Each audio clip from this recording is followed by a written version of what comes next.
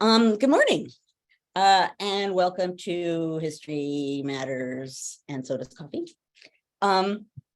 Today we're talking about what comes next, not the Hamilton lyric, although after I decided that, I realized that that's a song in Hamilton, and that wasn't really my intention. I want to talk about what happens sometimes after big or perceived as big elections. But before I delve into that, I want to turn to my partner in crime, Annie, who will tell us the rules of the game. Good morning, everybody. I'm Annie Evans from New American History, and delighted as always to be with you guys on Fridays. Just wanted to let everybody know, John wanted us to remind everybody that if you go to the NCHE website, that it's ncheteach.org. There's a couple of great events coming up this coming week, exploring the journeys of African-American innovators from the Ford Foundation. And there is a multi-layered, is that the right word? The Rural Experience in America. So this is fantastic. There are going to be both virtual and in-person opportunities for professional learning. So definitely check that out. And if you scroll through the chat, those of you who are with us on Zoom, our friend Tim already found the links for both. Of course he did. So you can sign up, but they're also on the website. As you listen this morning to the talk about what happens next, keep your questions in the Q&A. That's where I will look for them in about 30 minutes. But engage in the chat. But if you really want your questions answered, we'd love for you to put them in the Q&A. All right, Joanne, I think we're ready. Okay, and I will add, as ever, if there are folks who are here for the first time, definitely chime in and chat and tell people, because we have an amazing community here at History Matters, and people will welcome you, and we love to know if they're a newcomer, so feel free to beam in. Okay, so what comes next? For obvious reasons. This topic came up for obvious reasons. But I was actually trying to decide what election-oriented topic to bring to the table today. I decided what comes next because I know there was such a buildup to this election on all sides that the election happened. There was a collective people taking a breath after perhaps not taking a breath for a while. And now it feels to me that we're sort of in a pause, sort of, like, now what does this mean? And I have some ideas about what it does mean or about what it doesn't mean. But before just delving into that, as ever, I wanted to offer some historical context for times in the past when there has been an election, and in both of these cases that I'm going to talk about this morning, an election that was perceived at the time as being important. These are actually both presidential elections. The fact that this was a midterm election in and of itself is interesting, but I do want to talk about these two elections and show what happened. In particular, what did the people who lost the election or who didn't get the wins that they wanted, what did they do? How did they respond to not getting what they wanted in an election? So I want to look at two elections.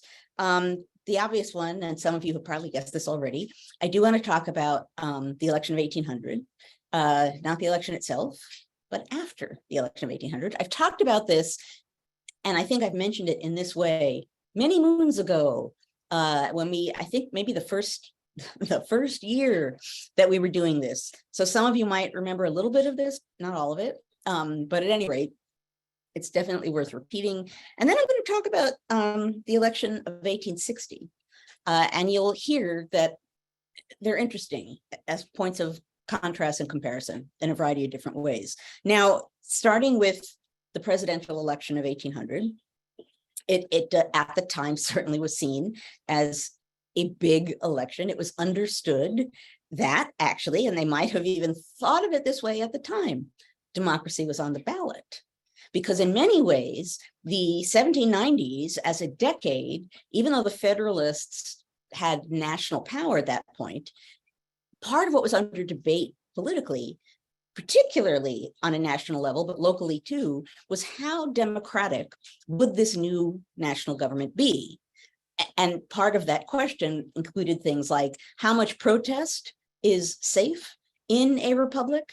Alexander Hamilton and Thomas Jefferson had very different views on that. Hamilton was not a big fan of protest. And what you see over the course of the 1790s, and particularly the second half of the 1790s, so the couple of years leading up to the election of 1800, you have things on the side of the Federalists, like the Alien and Sedition Acts, which in one way or another are clamping down power on the American people for reasons they claimed, the Federalists claimed, of national security. But of course, there was also an entirely partisan dimension, right? Hey, no sedition against the government during a time of quasi-war. Okay, like we don't, the government's so weak. If we let people criticize the government at this time, all respect for the government might collapse. And then what will happen? Plus, this will silence Republican newspapers. So there's that kind of logic going on. But obviously, that's part of this extended debate about how does democracy work? How does a republic function? And the American Republic is a democratic republic. So the question was, in a world of monarchies, what does that look like? So you have this very, very fraught election that I've talked about several times here on History Matters. You have an election where there was the threat of violence. You have people who were in 2 states, I believe, were arming themselves in case, in one way or another, the government had to be taken for the side of right. You had extreme polarization. You had crazy conspiracy theories. You had so many things that sound so familiar. Really, I mean, as a matter of fact, I was teaching part of it this last week to my students in my Age of Hamilton and Jefferson seminar.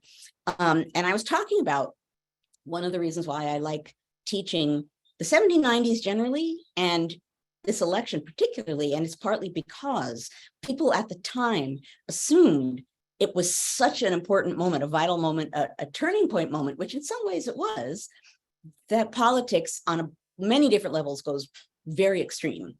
So anyway, in many, many ways, as you can hear, there are echoes of the present. So the question isn't so much this morning, wow, so what happened in the election? But once the election is over, important election, and the people who have been in power for the entire history thus far of the national government under the Constitution, they lose power. What does that mean? Uh-oh. So it's interesting when you step back and you look to see what the Federalists are saying and thinking. On the one hand, some of them do step back. This is the first time this has happened. So some of them do step back and kind of say to each other, what's this going to mean? Like, I don't know. So I don't want to call it a honeymoon because it's not as though the Federalists clasped hands and all said, let's be nice to Jefferson, but they weren't sure what this meant. No one was quite sure what this meant. And so there is a kind of intaking of breath moment after the election of 1800, when the people who lost are trying to figure out what the loss means and are trying to determine what to do about that loss. Now, one of the things that they do to retrench, and I think they might not have used that word, but this is the logic they were using. And I talked about this a long time ago, very much worth repeating right now, is they decided to counter the electoral loss with a cultural counterattack. So they saw, like the nation might be going in a different direction. I don't know. We lost that election. Many people, actually including Hamilton, understood the fact that the Republicans were better at appealing to the public. They didn't quite process the fact that there was a reason why appealing to the public was good and had something to do with democracy. Hamilton at one point calls it vanity, right? The Republicans are really good at appealing to the vanity of the public, treats them like they're really important, not quite getting to the point where maybe to the Republicans, the public actually is more important. But at any rate, there's this in taking a breath moment, there's this watching to see what's going to happen moment, and then there's this cultural retrenching when the Federalists are trying to figure out what to do to get power back. And it's very clear one of the things that they decide to do is nowadays, and I have now come to the point that I hate the phrase culture war, but I'm going to use it here regardless because it the baggage that it carries is useful in this conversation this morning. Federalists, and you can particularly see this at Yale. I also think in what we're at 136 episodes now or something. In those episodes, I know I've said this before. We are now at the point, we've done so many episodes that in the back of my brain, there's always a little calculator saying, how many times have you said this? Have you said this before? In this case, Connecticut was always a Federalist stronghold, a real Federalist stronghold. And the Federalist stronghold at the heart of that Federalist stronghold was Yale College, right? That was just the core center. And it's very clear that Yale, I believe at this time it's Dwight, who's the president of Yale, conceived of it as his duty to train future good Federalists who are going to go on and maybe would not get political power, unknown, but they would be trained correctly. They were all elite gentlemen who would go on in one way or another to have some kind of power, and they would be properly trained to understand what was right and wrong in politics. So Dwight, and this is not necessarily new in 1801, 1802, but now it's more pointed. Dwight keeps working into his lectures anti-Jeffersonian Republican rhetoric, not in a way in which he's saying, and by the way, I hate Jeffersonian Republicans. He's doing it as though it's just kind of floating in the air. For example, in a rhetoric class that he teaches, maybe even a logic class, whatever it is, the point of the class is he comes up with a statement and then the students have to reason their way to a different point from that statement. And apparently one of the suppose that the students are supposed to reason from is something along the lines of, and I'm not going to do his language justice, suppose that an atheistic, French-loving, revolutionary anarchist becomes president. And the students write down, suppose that, which we know because one of my former undergraduates found student notebooks from the time period in which that was written down, right? So the students did just what they were supposed to do. They recorded that. Okay, suppose that there's this crazy anarchist, atheistic, French-loving president. Okay, now let's reason our way from there.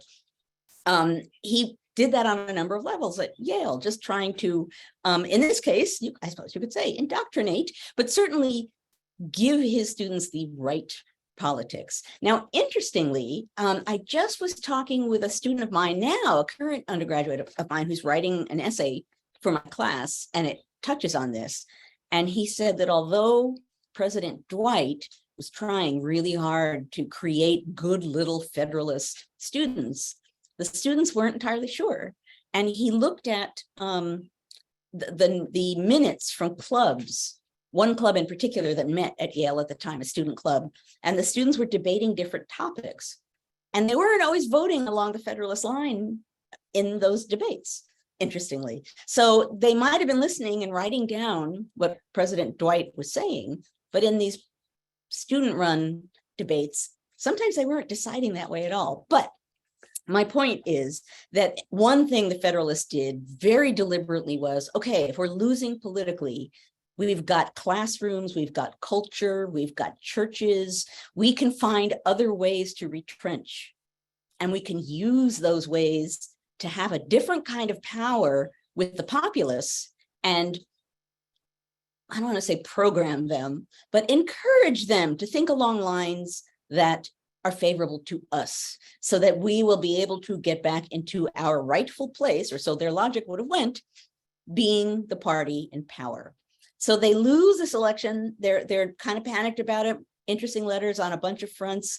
Hamilton comes up with like a 3-part plan on how to take the government back. But even Hamilton, one of the things he says is, okay, so this is going to be a bad paraphrase.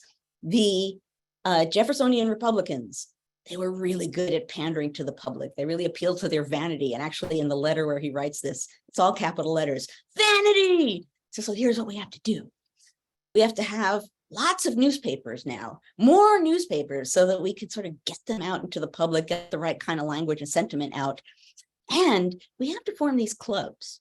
that there used to be, the Republicans had this democratic Republican societies in the 1790s, and they would meet, they were local, they would communicate with each other, and they were out there supporting Jeffersonian republicanism and supporting the French Revolution with great fervor.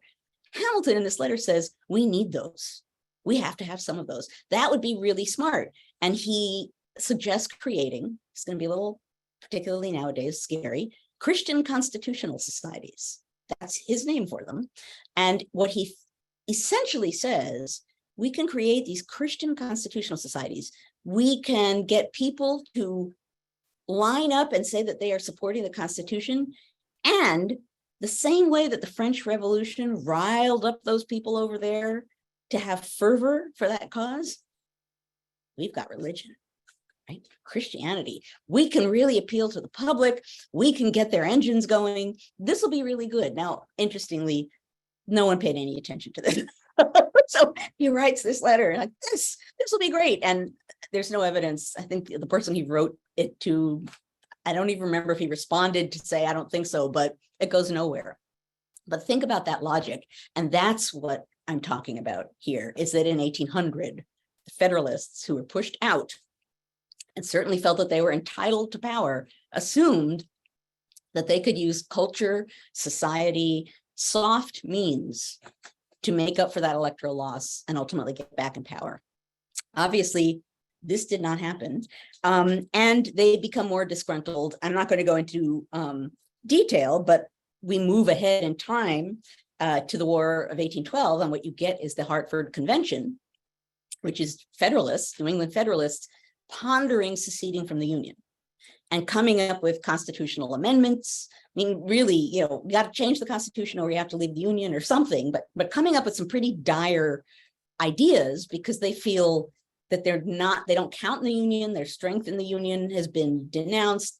They're England favorable, and now we're at war with England, and trade is being harmed, and New England is a trade center. So you ultimately end up with these same Federalists beginning to talk about secession, beginning to talk about redoing the Constitution.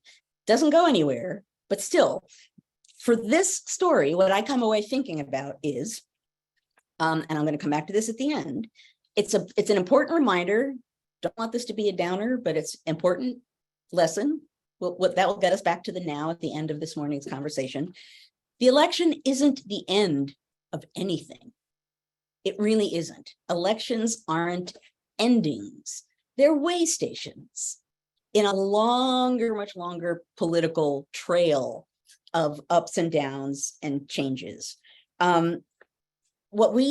What they saw at that moment, Federalists didn't see that election and say, oh, darn, we're done. They just retrenched. They tried to figure out another way to get power, and they assumed that they would be able to get it.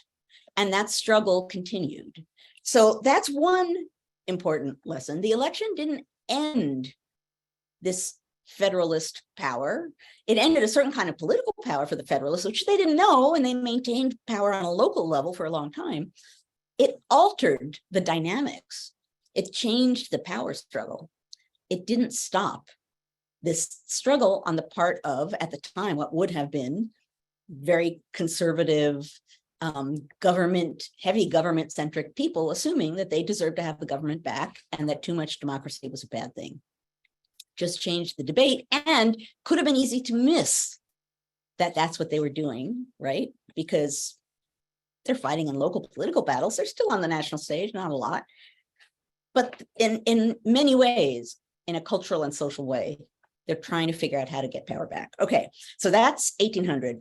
I'm just glancing at the clock to make sure I have enough time. I want to open things up for questions. The second election I want to talk about, the election of 1860, obviously another vital sea change election, another period of extreme polarization, another period where there's violence, as I've written about, a period when there's a lot of othering, right? If you believe what you believe about the issue of slavery, you're not American. I'm American. People who like me are American. People who are like you are not American. Talk of secession, in this case, actually carried out. But still, you have the same kind of swirling mass of extreme polarization. In some ways, you might argue that people would have thought democracy was on the ballot because they would have felt that particularly Southern slaveholders, but also Northerners thinking about the spread of slavery, their rights were being threatened, were being taken away. And in some way, that's the Constitution being attacked. And in some ways, that's democracy being attacked. So there you have this moment. Slavery is the driving force, but still similar dynamic. Now, that was the 19th presidential election in 1860. And the Republican Party is new at the time. This is only the second time in 1860 that they'd had a presidential candidate. And Lincoln wins in an electoral college landslide. He gets less than 40% of the popular vote, but he sweeps the electoral college, in part because so much of the population is in the North and the Republicans are a Northern party, and that helps him a lot. And also because the Democratic Party is divided. This does not help them very much. So this happens, this is major, right? This is a Northern anti-slavery party. There has not been something like it before. Southern states make it clear, at least verbally, that secession will result from this electoral victory, that Lincoln as president means secession is coming. A Northern anti-slavery president is the end of the line. Now, between December of 1860 and June of 1861, you could see secession and disunion happening in Congress. You could see bit by bit state delegations standing up and saying, my state has decided that it is withdrawing from the Union. And these state delegations in Congress, sometimes teary, these Southern states, but still, would stand up and walk out. So if you were watching Congress, if you were in Congress, if you were in the galleries watching, if you were watching through the newspapers, you were literally watching states leave the Union, to the point that, I have the date here, I don't. After this had been going on for a while, there was one day when 3 state delegations withdrew in one day. And in the Senate, a Virginia senator apparently stood up, gestured towards all of the empty seats in the Senate and said, quote, "The Union is now dissolved. These states have all left." Now, so there you have an election that everyone thought was dire. It was preceded by a similar kind of moment to ours. You have people threatening secession, and then when it happens and Lincoln wins, actually going through with secession. So actually just saying, you know what? We don't want to be part of a country with you anymore. Also, pondering violence. In this case, there was seemingly, and I don't have absolute proof that this was real, but it is true that people responded to the rumor. There were rumors that when Lincoln came to Washington to take office as president in February, that there would be an assassination attempt against him. When I was writing this book, there was discussion of it in the sources. You could see people worrying about it. The rumors began to circulate in January of 1861. The rumor was that something would happen in Baltimore. He was on a train, kind of doing a whistle-stop tour. Lincoln, stopping at different places and speaking to people. And the rumor was that when that tour got to Baltimore, something bad was going to happen. So Alan Pinkerton of the Pinkerton Detective Agency, he's hired to protect Lincoln because people really are wondering if something's going to happen and quite ready to believe it. And it's unclear. There are all kinds of this seemingly evidence, rumors. It's actually, if you are interested, Google it, because what you will see is lots of people talking about it. And then in one way or another, people saying, historians argue. So whether it was a real plot or not, don't know, but I can definitely say people thought it was. Even the hero of my last book, Benjamin Brown French, absolutely assumed that that was a real threat. So Lincoln's friends and his escorts, actually one of them decides he wants to give Lincoln for the trip a revolver and a Bowie knife. And Pinkerton, who is now guarding Lincoln, says, quote, "I would not for the world have it said that Mr. Lincoln had to enter the national capital armed. So that's naysay. No, we're not going to have the president entering Washington with a gun to protect himself. The train ultimately is rerouted, secretly rerouted. The telegraph lines to Baltimore were cut so that conspirators could not communicate if there was a conspiracy that was going to happen. Ultimately, Lincoln makes it into Washington. He's actually very quickly and secretly whisked away to Willard's Hotel.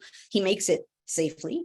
But the fact of the matter is that people who had made threats may have been trying to follow through on the threats. Again, we don't know, but what we do know is people believed that that was possible. And again, I didn't have enough time to continue my research to come up with what I thought was a theory as to whether it really was true or not, but there's certainly people believed it was true. And there are a number of things that are interesting that would require further examination, but I don't know. It feels to me that it might have been, but I have absolutely no idea. But my point is, once again, the story didn't end with the election. In some ways, the story started with the election, right? You have people who truly felt that everything would end if this man became president, who threatened to secede and threatened violence, who did secede and possibly did contemplate and even begin to plan violence.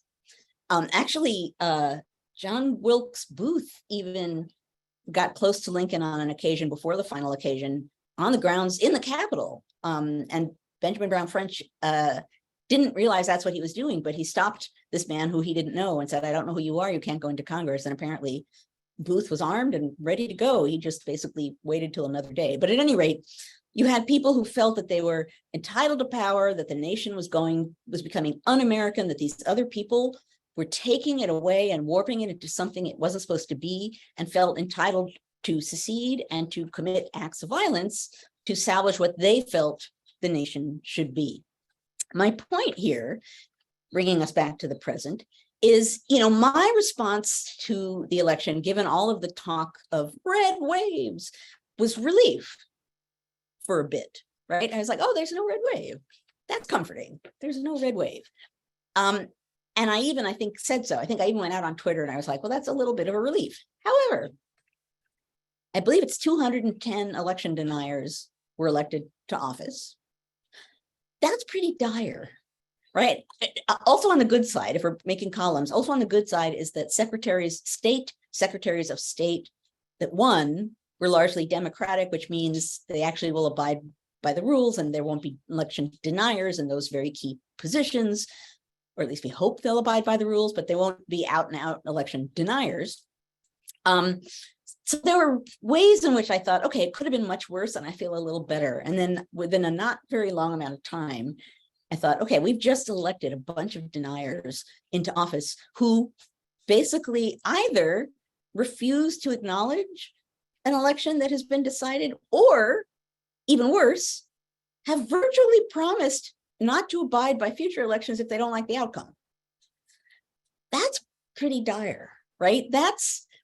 We are not at a moment where it, to use a word that I don't get to use often enough, where it behooves us to take a bunch of deep breaths and say, that was a close one. As I said at the outset, we're kind of at a way station. We're not at an end. And in some ways, we're at a beginning. We are not at the end of anything. And we can't take this fact that it wasn't worse than it could have been in the midterm elections. We can't move from that to say, oh, well, boy, I really went too far. I was too scared. Everything was exaggerated. Now I can relax. We cannot relax. I'm sorry to be the person saying this. We cannot relax. We just had a bunch of people fundamentally denying the democratic process elected to office. This is serious. We have to stay alert. We can take some breaths, eat some chocolate, go for a walk, hug your kids, play with your dog. I'm not saying that we have to be, soldiers every second of the day, but I am saying, please don't leave this election thinking that we're done and life is good and all is safe, because it isn't.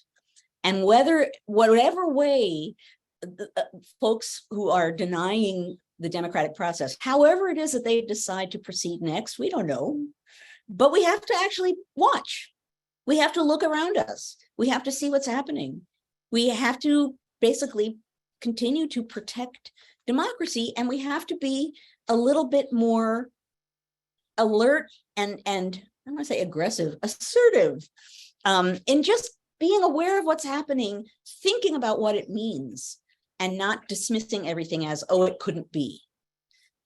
I'm not also saying that we have to be constantly in, dire mode of it's all going down, like my people were in the 1790s. What I'm saying is that election didn't end our crisis. It was better than one might have hoped. But the crisis goes on. The question is, what shape will it now take? What form will it now take? And what will be the best way to protect the American democratic process? Okay.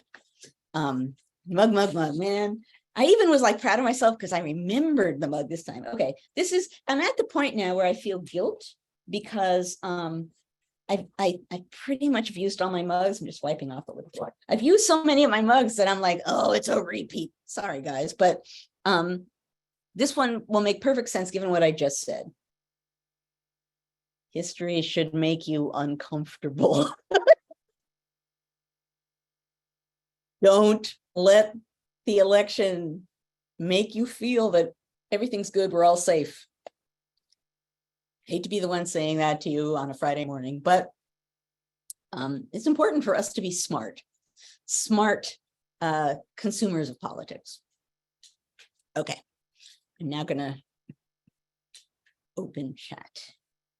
When you guys are going, man, I always miss the good stuff while I'm talking. Is this Tim's mug? Tim, okay. Has a spreadsheet. Okay, it's a Tim mug, she says. She's Thank you, confirmed. Tim. It's true, Donna, that unless I have 135 mugs, I realize that, but I want the element of surprise for you guys. So I literally this morning was like, what comes next? Like, this is all I looked in the cupboard. I'll surprise you at some point, but Tom, not Tim. Tom's mug. Oh, it's Tom's mug, not Tim. Okay. Tom, my Well, we apology. have the spreadsheet. My apology, Tom. Yes, but this is an excellent mug, I have to say. And we can also at some point talk about the youth vote. I've been reading about that for other reasons, but yeah, it's a mug to remember, Carolee. Okay, I will be quiet now and we can take some questions. Okay, so we have questions as always, and the first one comes to us from Dave. It says, Dr. Freeman mentioned that one issue at stake for 1800s election was a lack of faith in government. So it was a problem if it was criticized. His question is, has the lack of faith in the past in the Supreme Court undermined that branch of government? He's got a much longer thing, but that's the gist of the question. Okay, so I'll say, this may or may not answer the question, but I will say that oddly enough, we have a constitution, it's the basis of our government.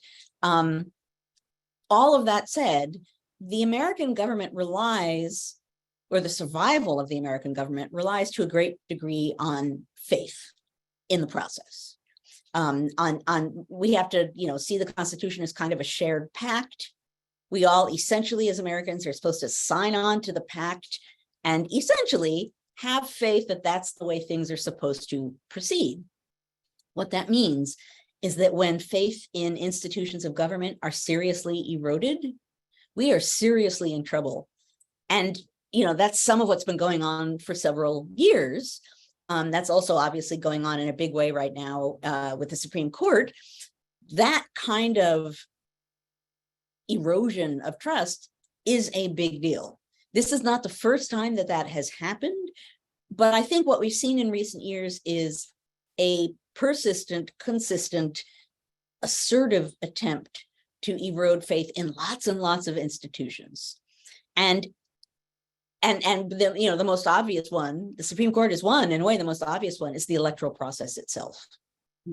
Where now we just rigged election is always right here.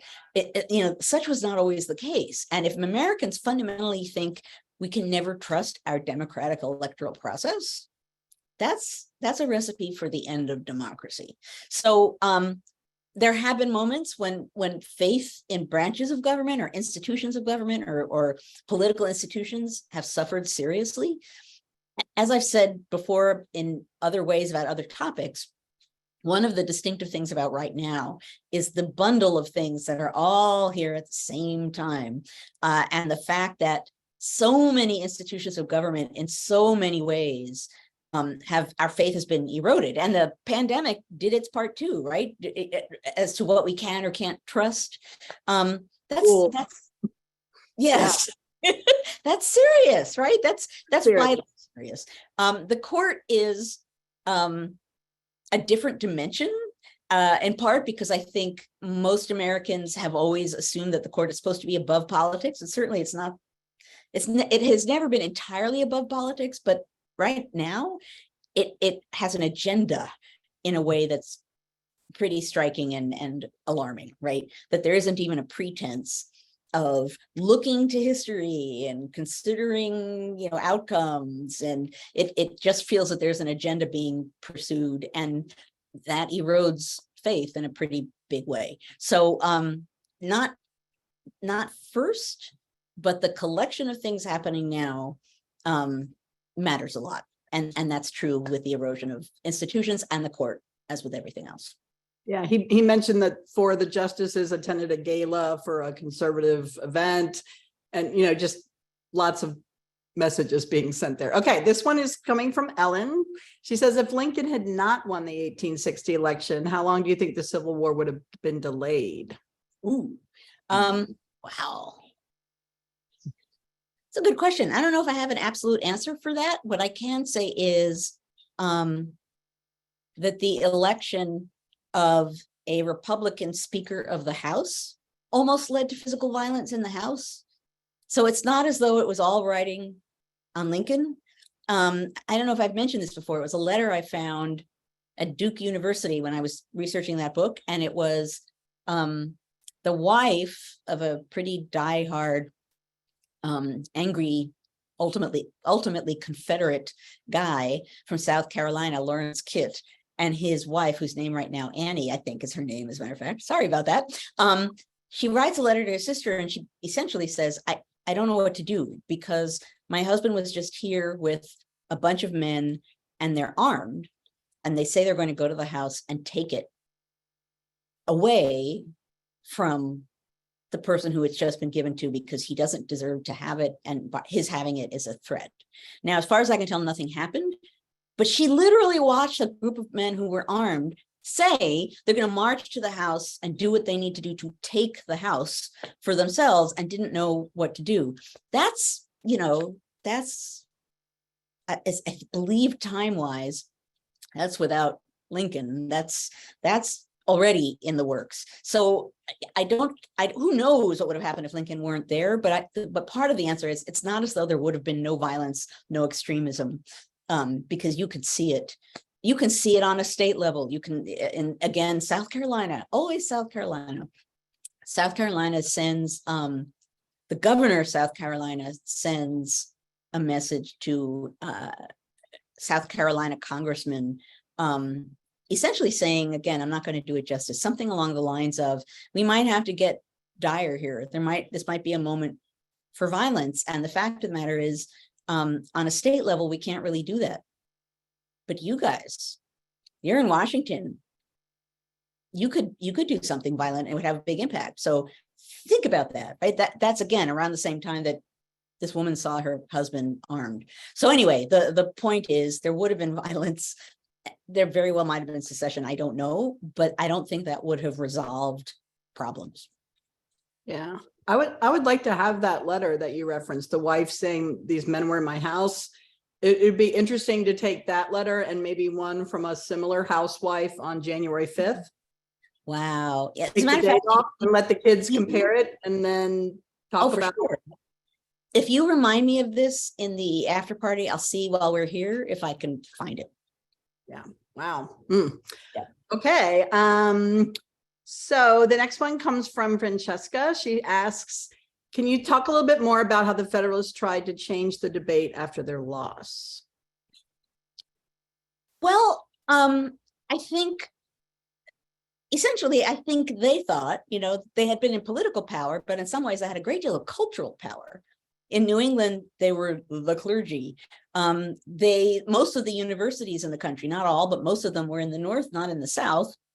So to some degree, I think they felt that they were leaders of culture.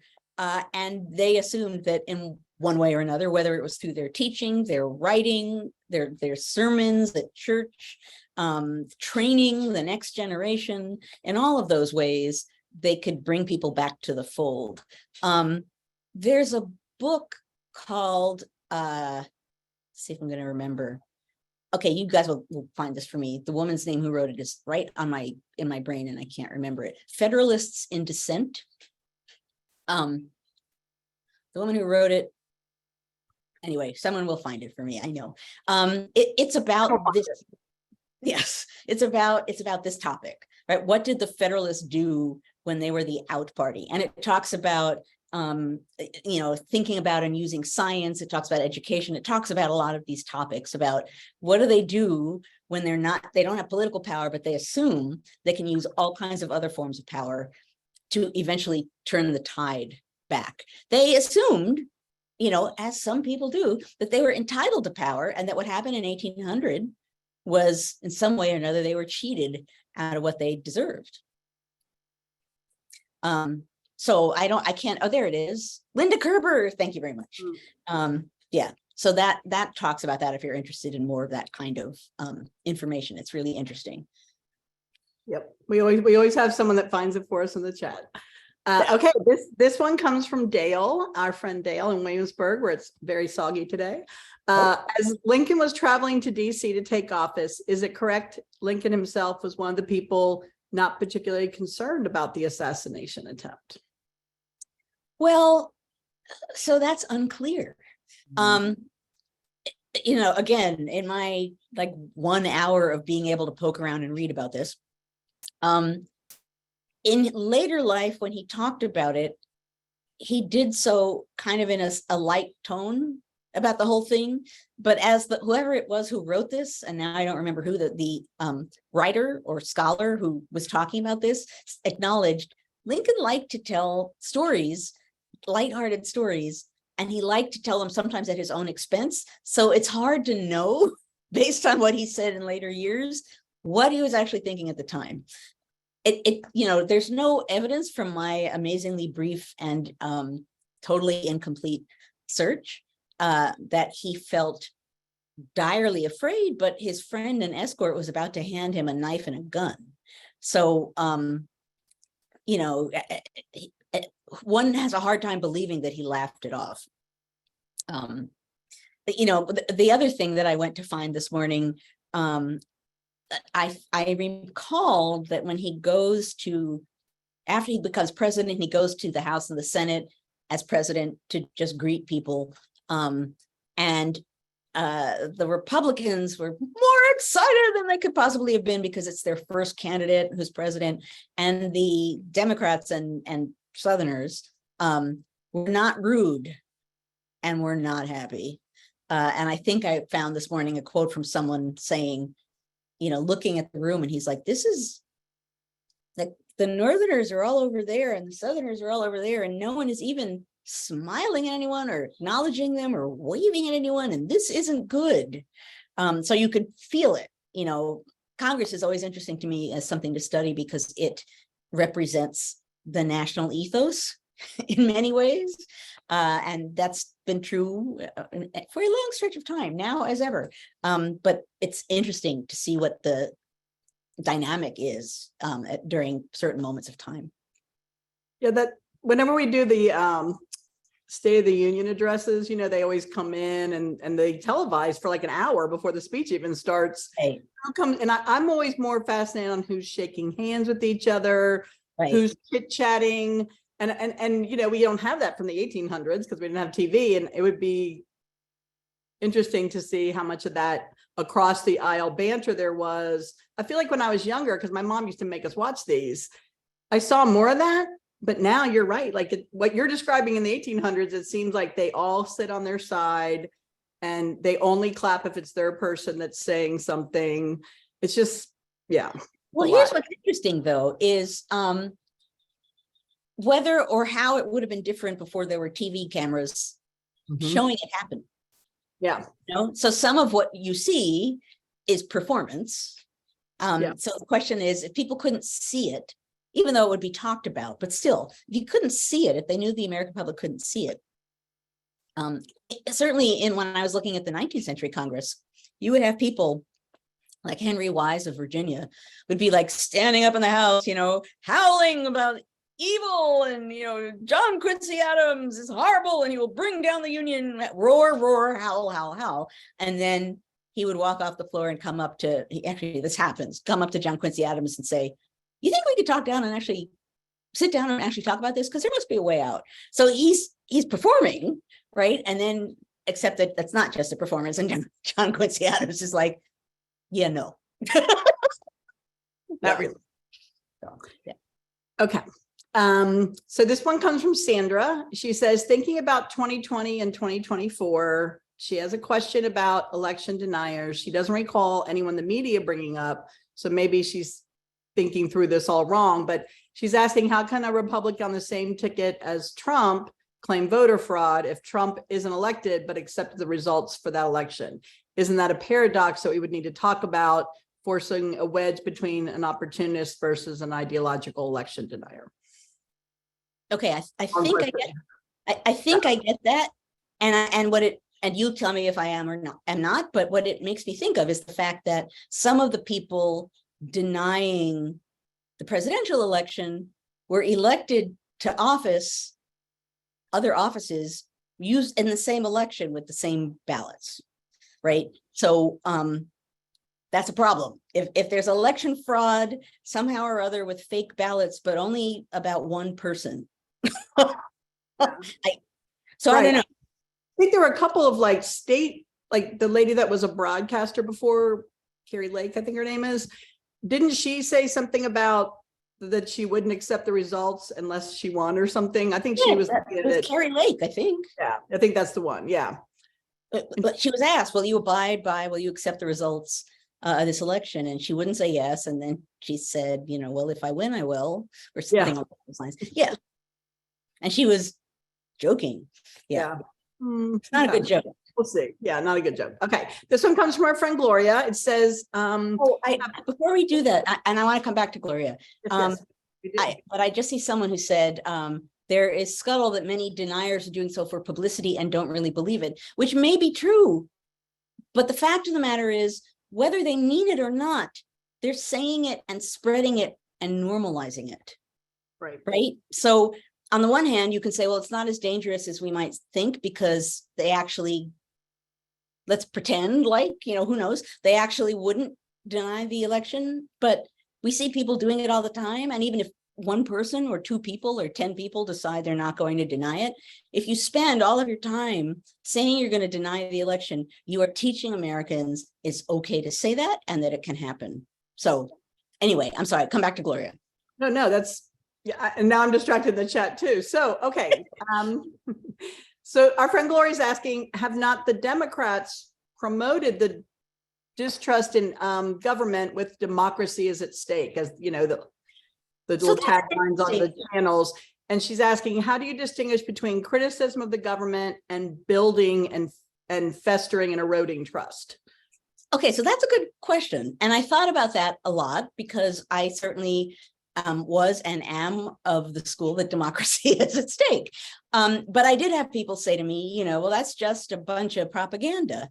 And it's an interesting question, right? So the only way to answer that, and certainly the way I answered it, was if you believe truly, as I do, and this connects to what I was just saying, that there are people who are very ready to deny democratic elections, that there are people who clearly, in one way or another, feel that they can put themselves above the law. If you can see concrete things, and particularly it's election denying that gets me, but if you can see people doing concrete things that suggests they do not believe in the democratic process, then this becomes a threat to democracy, an election that's about democracy. I believe it is. I believe if this election had gone differently and there had been a red wave, I don't know what the heck we'd be facing now. You know, I mean, who knows? Again, maybe it's all talk, but there's talk of, you know, all the extreme talk about punishing people, you know, bringing them before Congress to punish them for what they did. All the ways in which there's talk of like deploying the legal system to punish people on the left if the right takes power. Maybe that's rhetoric. Regardless, what we do see is a lot of people on the right putting themselves above the democratic process kind of proudly, kind of suggesting they'll decide if they want to abide by it or not. And to me, that is a blatant threat to democracy. It just is. And so, you know, are there some on the left who are screaming that because it was an effective thing to scream? Probably. But there are also a lot of people on the left like me. I wasn't trying to score points for the left. I was and am, and you guys know you've been here for 2 years, really alarmed at threats to democracy, and will do and say whatever I can do and say to reveal to people and make people think about what that threat is. So it's a tricky question because to some degree during campaigns on all sides, everybody howls something or another, but I don't think you can dismiss people saying that democracy is on the line as mere rhetoric when there are facts backing it up. Okay. We've got one from Jean. Our good friend Jean asked, has there ever been a movement to have native-born citizens assume responsibilities of citizenship?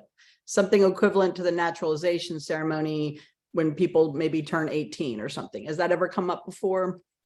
I'm not quite sure I understand the question. Well, right now, the way it is you're automatically an American if you're born here. She's asking, has there ever been any sort of a movement where the native-born citizens would have some sort of a ceremony, kind of like we do with naturalization ceremonies, when kids turn 18, like you register for the draft and you take this oath that you're going to be a citizen or something. That's an interesting question. I actually don't know the absolute answer to that. What I do know is that all the way back to the founding, when they were talking about, you know, what it takes to become a citizen and when you can become a citizen, it's always been a charged issue for the United States because so many people who are here came from somewhere else, right? And whether that's Scotland or Ireland or England or someplace else, the United States has always been a place that's grounded on people coming here from somewhere else. That means it's a huge question and it's a politicized question, right? So you have, in the late 1790s, you have Alexander Hamilton, who wants to make it harder for immigrants to vote because he thinks they're going to vote Jeffersonian, right? Thanks, Hamilton. So it's a highly politicized issue forever. The question of what do you do? How do you encourage people to be here, to come here? There were all kinds of attempts throughout the 1790s and early 19th century to make America look appealing so that people would want to come here and buy Western lands and set themselves up, and by buying the lands, give someone who had bought those lands money, which they desperately wanted. But at any rate, the question of citizenship in the United States has always been huge and has always been tangled. Sometimes for a while, different states had different qualifications. You had people state shopping to figure out where they could get in. It's always been very tangled. I have a graduate student working on this topic right now, actually. Yeah. And will we get to see the results of that student working on that? Eventually, yeah. Yeah. Okay. I would read that paper. Oh no, it's her dissertation. Oh, okay. Oh, well, It'll be then a book. Yeah. Like when she finishes, you can tell us so we can all go out and support them. Oh, for sure. Okay. This one comes from Ellen. She says, I've been watching tons of election news, and the thing I'm not hearing, maybe it's just me, she says, is that secession speak. Do you think the moderate results will change this? I have no idea. Yeah, that's like I don't have a crystal ball. Yeah, no, I have no idea. And I have no idea. I have no idea, obviously, what will happen. I have no idea where the rhetoric will go. I have no idea where the reality will go and how close it will or won't be with the rhetoric. I don't know, but it's part of why I wanted to do this episode was because even I was seduced into, whew, that was a close one. And then I thought about it and realized, yeah, no, it's not over, right? It's, I don't know what comes next, but what I do know is that nothing was decided at that election. There were some things that were pushed out of the way temporarily, but we have to, as I said at the end of my comments, we have to be alert to see what's coming next. Don't know what it is. We don't know what it's going to look like. We don't know what arguments are going to transpire. We don't know how people may or may not be trying to get power in ways that we aren't used to seeing before. We don't know.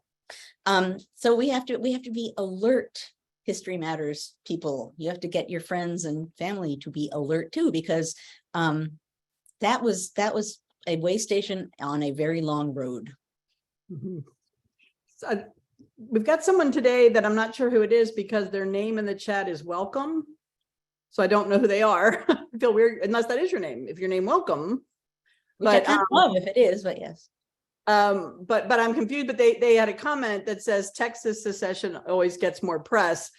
I will say I heard a lot more talk before election night about secession and we're headed towards the next civil war. I haven't heard as much of that this week. Not this week. That's true. And it's interesting. It's true. I even said at some point on TV, I didn't like the, civil war is coming, in part because civil war is a little tidy package. That means people aren't actually thinking about the truth of what's happening, which is Americans turning against Americans violently. And it's not a neat North versus South line across the country thing.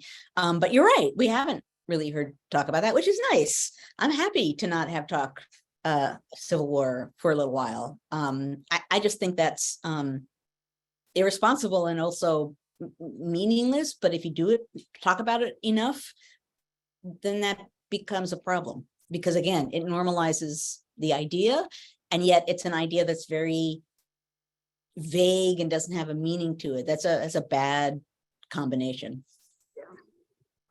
Yeah. So Dave says that Gen Z was on his bingo card this morning, but he wanted to know if you could comment on the youth vote. I thought that was a funny way of him sliding in the bingo card. Yes. Two extra credit points there, Dave. Okay, so very briefly, because I know we're just about at the end. First of all, I have not yet seen, put it that way, the absolute figures on the youth vote. A lot of people initially were talking about how so many young people came out and voted. And as I have been informed in the recent past, it's not that there were greater numbers, it was that they overwhelmingly voted Democrat. Like 75% of the young people voted Democrat. What I do think is that the youth vote matters tremendously. I think that is a category that gets ignored until it appears and suddenly can't be ignored. I was reading a lot about it yesterday and will be today. Let's just say, look next week at the podcast, because it is something that comes up again and again also, and it comes sometimes in the form of how old should people be when they vote. I said, I think somewhere, maybe on Mastodon, I was like, maybe this election will suddenly see both parties suddenly focus, wow, we have to get the youth. I don't know. Or else people will step forward and say, someone said, well, then on the right, they'll just say, like, raise the voting age. I have no idea. Right. I have no idea. But raise the voting age to 65. Ooh. But at any rate, the youth vote matters tremendously. And I think in the same way that women were discounted and the power of what they were thinking in this election, I think, despite how it should have been obvious, I don't think people gave, somehow men often thought that the Roe issue was like, not as important as these other issues. I also think that the youth vote tends to get forgotten, and this election it'll be interesting to see what comes of it, since clearly they had an impact. Yeah, it's interesting. I was involved in an event that had museums all across the country. It's called Made by Us, History Made by Us, and it's the Smithsonian and a bunch of museums. And they had events, and the biggest attendance were at the ones for young voters. There was one that Michelle Obama did in Los Angeles called When We All Vote, and they were overwhelmed. They thought a few hundred kids would show up. Thousands of kids showed up, and we're seeing that across the country. And I think students, like in schools, government used to be the boring class you had to take to graduate. And now, like, that's the class that a lot of kids are like, I can't wait till I'm in 12th grade because I get to talk about this stuff and they have to listen to me, right? So it'll be interesting to see that shift. Okay, we have 2 more questions left, but it's a little after 11. So it's up to you, Miss Joanne. Can we make them fast? Yes. Okay. Eleanor said that Nick Fuentes this morning was quoted as saying that white supremacists need to take over the government and take over by force if necessary. She's asking, are there others in past, periods of time? Is there a historic precedent for that sort of extreme rhetoric? I'm not familiar with Nick Fuentes, but I didn't see that. I'm not either. Is there a precedent for extreme rhetoric? Yes. Yeah, for sure. And extreme of that kind. I don't know who that is. I think, well, I think a lot of things that I'm not going to say off the top of my head. Let's just say that someone saying that is partly saying that for a reaction. Mm-hmm. And I won't say anything more since I don't know who that is or the context in which it was said. But yes, there has been much extreme rhetoric. But the question gets back to what we talked about earlier. Oh, I see someone. American nationalist and white supremacist, Christian nationalist, political commentator. Okay, it's a political commentator. I kind of, as I have been suggesting, we're going to see all kinds of things now in the wake of this election. We're not going to see extreme people on the right say, oh, well, that's over. We're going to see who the heck knows. But that's an example of just what I'm talking about here, which is it's one person mouthing off, but still, now we will see what the next moment brings, I suppose, is part of what I'm saying. Okay, the very last one, there's a copy of the Constitution up on Sotheby's auction house. I think I read about this. And in the catalog, they say, what you find about the Constitution is whenever no matter where someone is on the political spectrum, it's their Constitution. They understand it, they interpret it correctly. It's the other side that gets it wrong. That's in the Sotheby's catalog for this auction item. This is from Dale. Wow. Right? Good way to end. That's weird.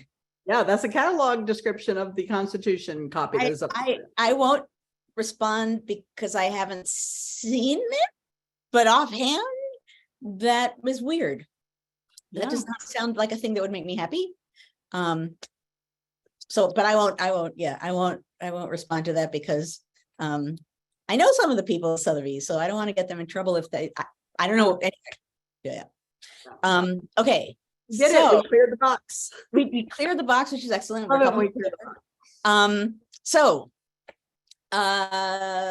First off, actually, one quick thing, and I'll mention it again in the after party, but I think tomorrow morning I'm going to be on Velshi on MSNBC again. I think at 10:45, talking about what the election holds for democracy. You guys are primed. At any rate, as ever, talking about democracy, I want to thank you all for being here and engaging in the conversation of democracy on an ongoing over 2-year basis, which is pretty amazing. And the fact that we can ask these questions, that we don't all agree with each other and can still have these conversations makes my heart happy. I'm glad you are here and that we will continue to be a community. What will happen now, if there are folks who are new, is that we will now have our after party. And what that means, Newbie just got very excited. Oh, Newbie, it's a party. The Newbie mug.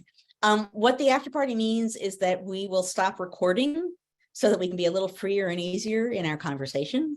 If you joined us online through the NCHE website, just stay right where you are and poof, you will be in the after party.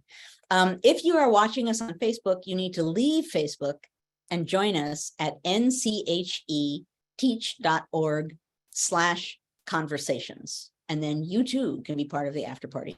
I want everyone to have a wonderful, wonderful week. This Thursday, I'm doing a live event with Heather at the Massachusetts Historical Society.